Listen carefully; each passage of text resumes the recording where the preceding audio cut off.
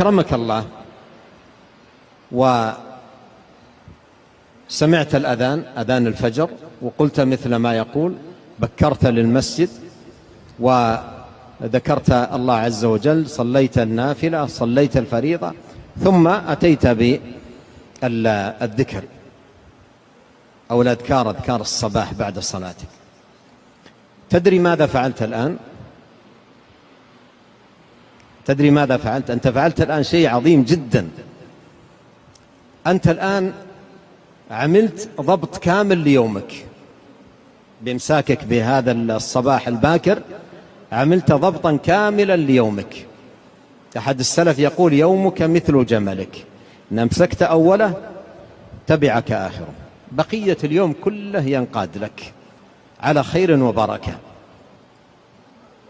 ابن القيم له كلمة حلوة جميلة، يقول: أول اليوم شبابه، وآخر اليوم شيخوخته، ومن شب على شيء شاب عليه.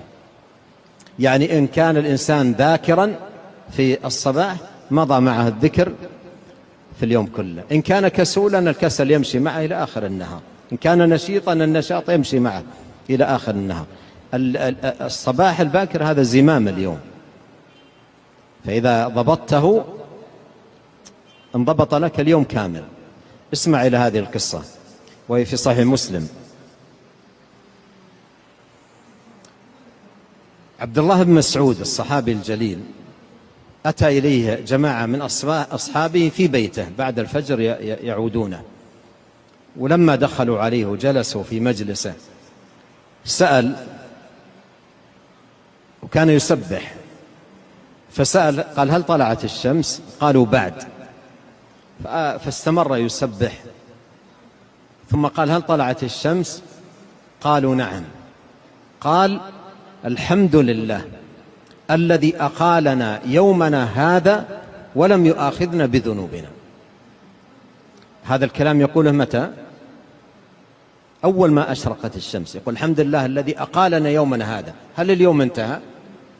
اليوم هو ما زال في أول اليوم، ويقول: الحمد لله الذي أقالنا هذا. ماذا تستفيد أنت من هذا؟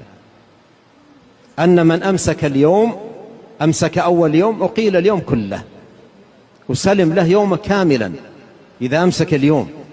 وهذا فقه الصحابة رضي الله عنهم، إذا أمسكت أول اليوم بالذكر سلم لك اليوم كامل.